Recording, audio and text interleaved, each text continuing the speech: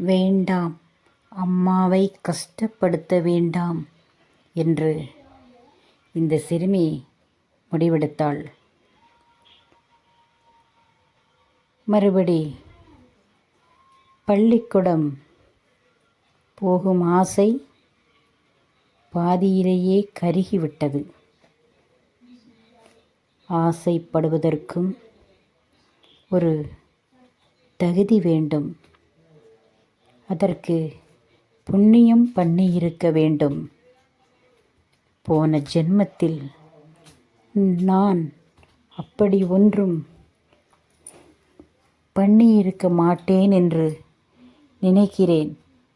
அதனால் தானே எல்லோரும் பள்ளிக்கூடம் போகும்போது போக மாட்டேன் என்று சொல்லி அழுது அடம் பிடிக்கும் பிள்ளைகளை கூட அம்மாவும் அப்பாவும் அடித்து இழுத்து கொண்டு போய் பள்ளியில் சேர்த்துவிட்டு வருவார்கள். என்னுடைய துரதிர்ஷ்டம், நான் போகிறேன் என்று சொன்னாலும் அம்மாவுக்கு அதில் துளி கூட விருப்பம் இல்லை. என்ன செய்வது என்று எண்ணி ஒருவரிடமும் சொல்லாமல் வீட்டுக்கு முன்னால் இருக்கும் மாமரத்தின் அடியில் அமர்ந்திருந்தாள் தனியாக. அப்போது அவள் தோழி ரத்னாவும் பேபியும் வந்தார்கள். வந்து கேட்டார்கள், செல்வி, ஏன் முகம் சோகமாக இருக்கிறது? ஏன் இங்கே தனியாக இருக்கிறாய்? வா, நம் எல்லாம் விளையாடப் போகலாம் என்று ரத்தினாவும் பேபியும் கூப்பிட்டார்கள். நான் வரவில்லை ரத்தினா, எனக்கு விளையாட பிடிக்கவில்லை என்று செல்வி பதிலளித்தாள். அதற்கு பேபியும் ரத்னாவும் கேட்டார்கள், ஏன் பிடிக்கவில்லை என்று சொல்கிறாய்? நாங்கள் ஏதாவது தப்பு செய்து விட்டோமா என்று கேட்டார்கள். இல்லை, நீங்கள் ஒன்றும் தப்பு செய்யவில்லை, நான் தான் தப்பு செய்திருக்கிறேன் என்று செல்வி சொன்னாள். நீ என்ன தப்பு செய்தாய் என்று ரத்னாவும் பேபியும் கேட்டார்கள். தப்பு செய்தது என்று சொன்னது இந்த ஜென்மத்தில் இல்லை, நான் போன ஜென்மத்தில் செய்திருப்பேன் போலிருக்கிறது. ஏன் அப்படி சொல்கிறாய் என்று ரத்தினாள் கேட்டாள். உனக்கு தெரியாதா என்ன? நம் எல்லோரும் ஒன்றாகத்தான் விளையாண்டோம். அந்த வாத்தியாரும் டீச்சரும் வரும்போது என்னுடைய துரதிர்ஷ்டம், என் அம்மாவும் அப்பாவும் வீட்டில் இல்லை. வீட்டுக்கு வந்தபோது, அம்மாவும் அப்பாவும் வீட்டுக்கு வந்தபோது டீச்சரும் வாத்தியாரும் அவர்கள் இங்கே இல்லை. என்ன செய்வது? நான் என் அம்மாவிடம் எவ்வளவு மன்றாடினேன் உனக்கு தெரியுமா ரத்தினா? அழுதேன், கெஞ்சினேன். என் அம்மா கோபப்பட்டு விட்டார்கள். மறுபடி நான் அந்த ஆசையை கைவிட்டேன். என்னால் வீட்டில் ஒரு சண்டை வேண்டாம். இத்தனை காலமும் அடியும் பிடியும் சண்டையும் தானே, இனியாவதும் அமைதியாக இருக்கட்டும் என்று விட்டு கொடுத்து விட்டேன். என் ஆசையை நான் பாதியிலேயே புதைத்து விட்டேன் ரத்தினா என்று செல்வி அழுத முகத்தோடு ரத்னாவிடமும் பேபியிடமும் கூறிக்கொண்டிருந்தாள். இதை கேட்டவுடன் அந்த ரத்னாவுக்கும் பேபிக்கும் ரொம்ப கஷ்டமாக இருந்தது மனதுக்கு. ஐயோ பாவம், நம்மளால் என்ன செய்ய முடியும் என்று அவர்கள் இருவரும் பேசினார்கள். அவர்கள் பேசிவிட்டு செல்வியிடம் கேட்டார்கள், செல்வியிடம் கேட்டார்கள். நாங்கள் இருவரும் உன் அம்மாவிடம் பேசி பார்க்கட்டுமா? உன்னை பள்ளியில் சேர்க்கச் சொல்லட்டுமா என்று கேட்டார்கள். அதற்கு செல்வி பதில் உரைத்தாள், வேண்டாம், என் அம்மாவை பற்றி உங்களுக்கு தெரியாது. சற்றென்று மூஞ்சியில் அடித்ததைப் போல் பேசிவிடுவார்கள். அதை தாங்கக்கூடிய சக்தி உங்கள் இருவருக்கும் இருக்கிறதா? அம்மா அப்படி சொல்லிவிட்டால் நீங்கள் என்னிடம் கோபித்துக் கொள்வீர்கள். பள்ளிதான் செல்ல முடியவில்லை, தோழிகளையும் என்னால் இழக்க முடியாது.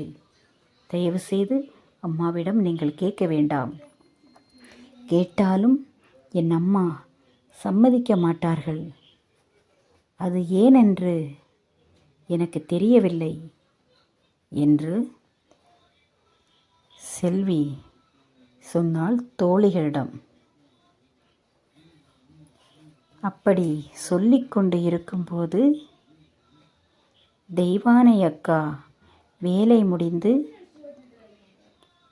மயிலாத்தா பாட்டியும் இருவரும் வந்துவிட்டார்கள். அப்போது மயிலாத்தா பாட்டி கேட்டார்கள் இவர் மூவரையும் பார்த்து, என்ன பட்டிமன்றமா நடத்துகிறீர்கள் என்று கேட்டார்கள். இல்லை பாட்டி, பட்டிமன்றம் நடத்தும் அளவுக்கு மனசு ஒன்றும் அவ்வளோ சந்தோஷமாக இல்லை பாட்டி என்று பேபியும் ரத்தினாவும் சொன்னார்கள். அதற்கு மயிலாத்தா பாட்டி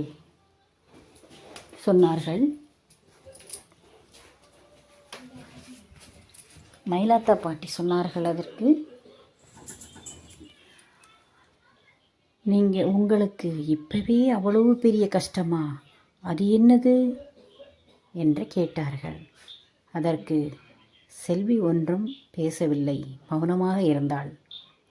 ரத்னாவும் பேபியும் இருவரும் சேர்ந்து சொன்னார்கள், பாட்டி, நீங்கள்தானே பக்கத்து வீட்டில் இருக்கிறீர்கள். இந்த பாவம் செல்வி உங்கள் பேத்தியை போலதானே. நீங்கள் கொஞ்சம் செல்விக்கு வேண்டி செல்வி அம்மாவிடம் சப்போர்ட் பண்ணலாமில்லையா என்று சொன்னார்கள். சப்போர்ட்டா? என்ன சப்போர்ட்டு? இவளுக்கு என்ன நான் சப்போர்ட் பண்ண வேண்டும் என்று மயிலாத்தா பாட்டி கேட்டார்கள். அதற்கு என்ன செய்வது, என்ன சொல்ல வேண்டும்? பள்ளி செல்ல அவர்கள் அம்மாவுக்கு விருப்பமில்லாத மாதிரி இருக்கிறது. நீங்கள் பெரியவர்கள்தானே வயதில். நீங்கள் சொன்னால் செல்வியின் அம்மா கேட்டுக்கொள்வார் என்று நாங்கள் நினைக்கிறோம் பாட்டி. நீங்கள் சொல்லி பாருங்களே. அதுதான் செல்வி வருத்தத்தோடு இருக்கிறாள் என்று சொன்னார்கள். அதற்கு மயிலாத்தா பாட்டி சொன்னார்கள், அப்படியா? ஏன் தாயம்மா அப்படி சொன்னாள்? இருப்பதே ஒரு குழந்தை தானே. அவள் பள்ளி செல்வதில் இவளுக்கு என்ன பிரச்சனை? பிள்ளை நன்றாக படித்தால் நல்லதுதானே என்று சொன்னார்கள். அதற்கு பேபியும் ரத்னாவும் அந்த பாட்டிக்கு பதில் சொன்னார்கள். எப்படி? அது உங்களுக்கு தெரியும் பாட்டி. செல்வியின் அம்மாவுக்கு அது புரியவில்லையே என்று சொன்னார்கள். சரி, நீங்கள் கவலைப்பட வேண்டாம். நான் தாயம்மா வரட்டும், நான் பேசுகிறேன், பேசி சம்மதிக்க வைக்கிறேன். செல்வியும் உங்களுடன் பள்ளிக்கு வருவாள் என்று சொன்னார்கள். அதை கேட்டவுடன் கொஞ்சம் ஆறுதலாக இருந்தது இந்த சிறுமி செல்விக்கு. மயிலாத்தா பாட்டி சொன்னார்கள் என்றால் அம்மா கேட்பார்கள், நம்மை பள்ளி சேர்த்து விடுவார்கள். நம் பள்ளிக்கு தோழிகளுடன் சேர்ந்து செல்லலாம். லைக் செய்து சப்ஸ்கிரைப் பண்ணுங்கள்.